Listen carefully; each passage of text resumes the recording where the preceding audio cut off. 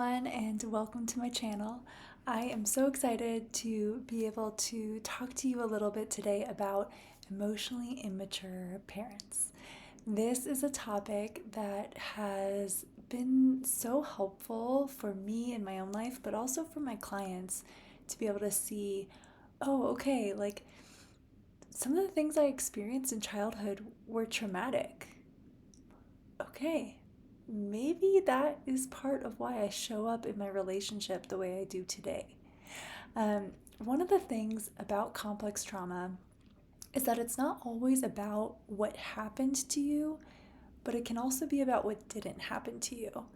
So, the lack of emotional attunement and emotional presence from your parent or caregiver could have been traumatic.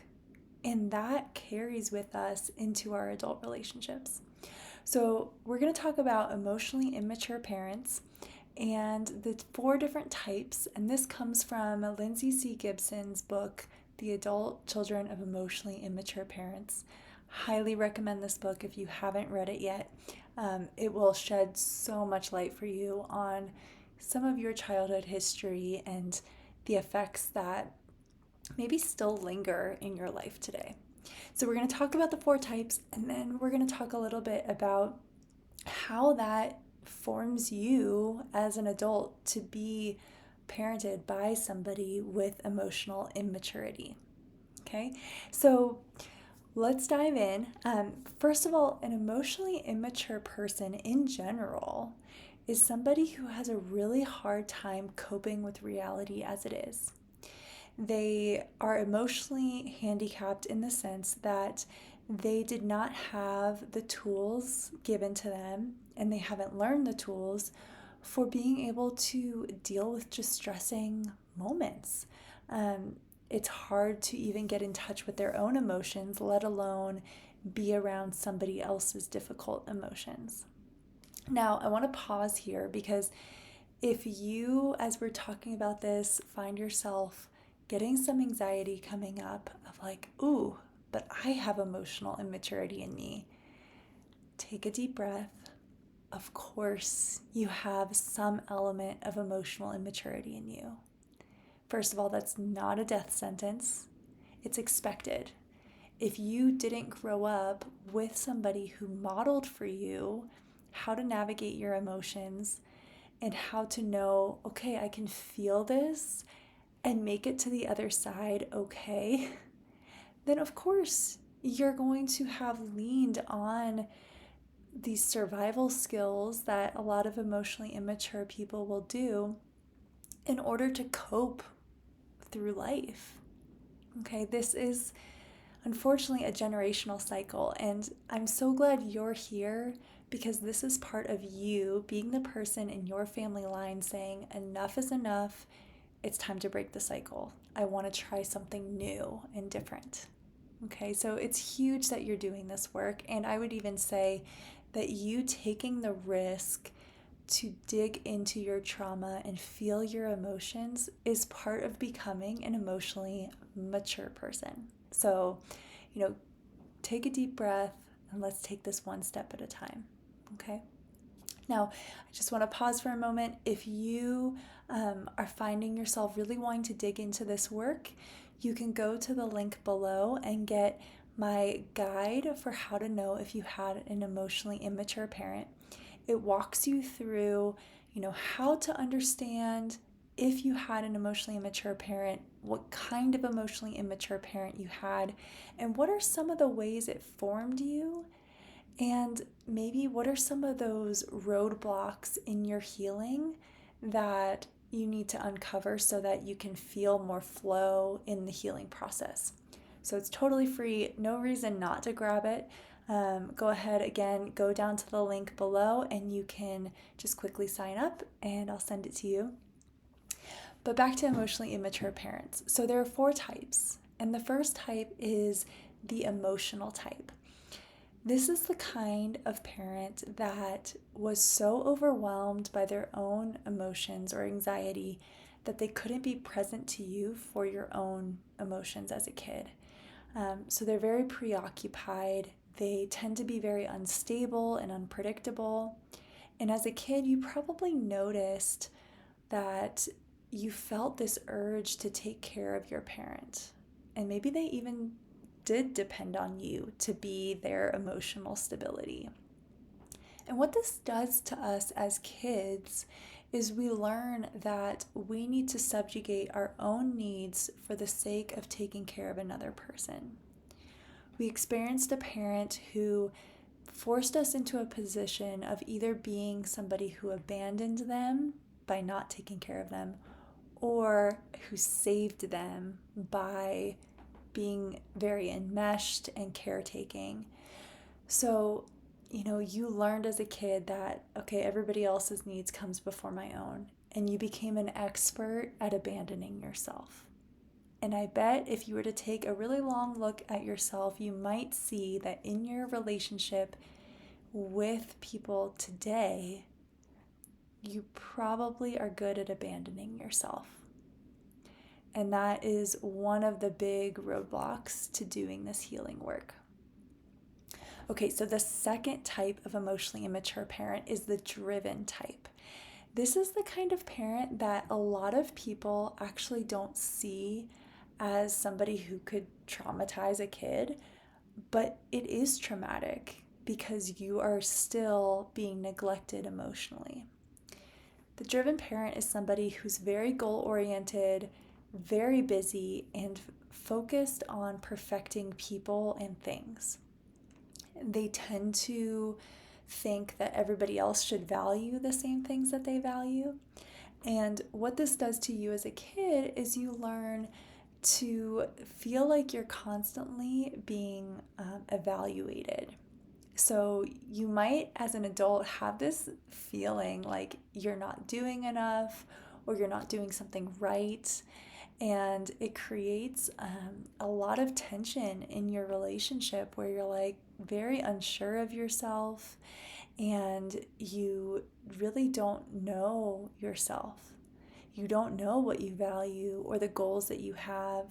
Or maybe you've just become an expert at avoiding your emotions. And talk about emotional disconnection in relationships. If you're not connecting with your own emotions, how can you expect to have a deeply connected relationship with somebody else? Okay, again, it goes back to we learned to abandon ourselves. We lost our primary relationship, which is with ourselves. It's very disorienting. Okay, so now the third type of emotionally immature parent is the passive type.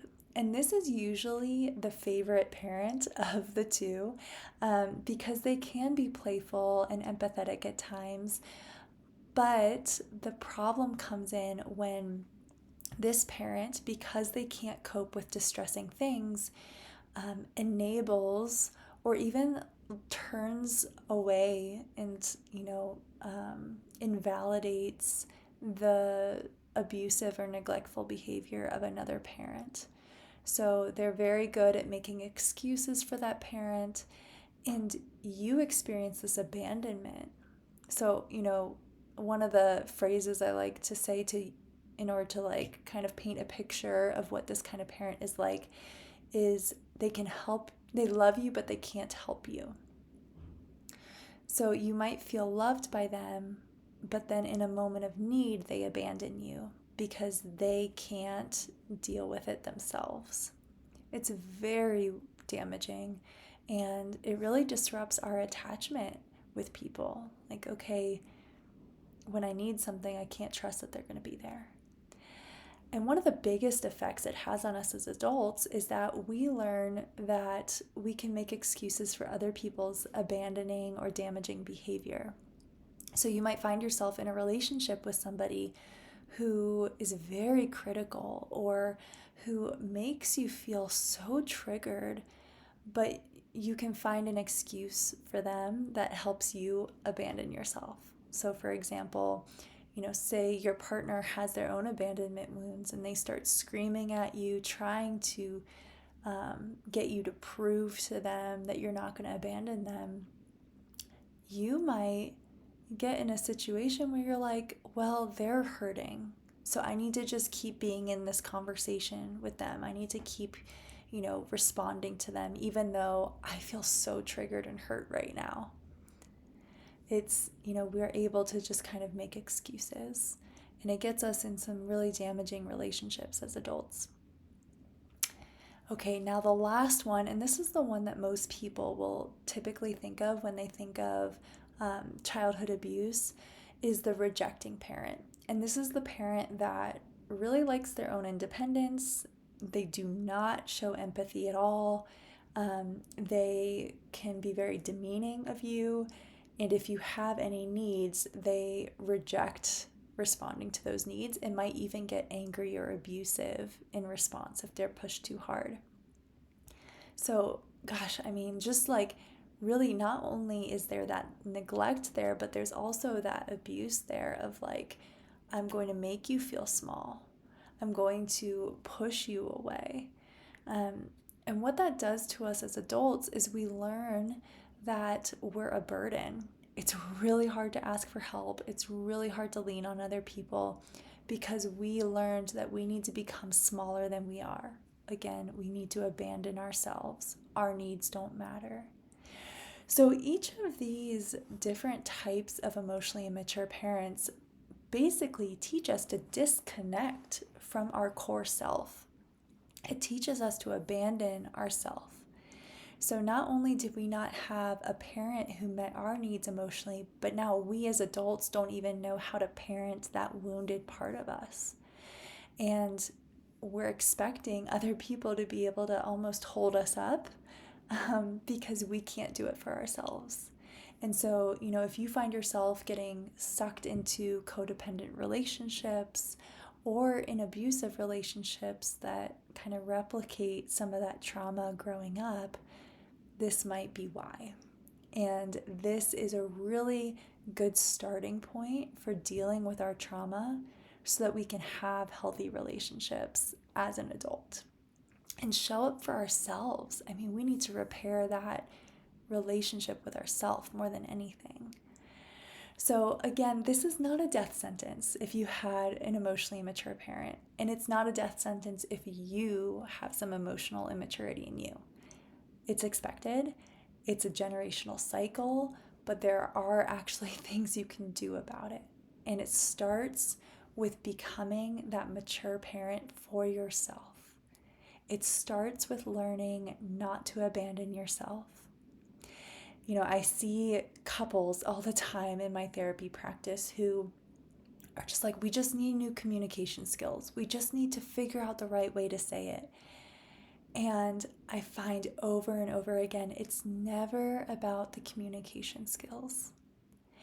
If you don't have a healthy, loving relationship with the wounded parts of you, if you don't know how to show up for your neglected, traumatized inner child, then you cannot expect to be able to show up in your relationship well. So start there. Start with the trauma. Start with healing things at the root. Again, if you want to dig into this and you really want to see change in your life, go ahead and download that free guide. It's totally free and it walks you step by step through this process. And I am just looking forward to being able to continue to support you. I can tell you that it's worth it. I have seen so many people experience breakthrough, and I've experienced it myself too. So go ahead and download the guide, and I'll see you next time.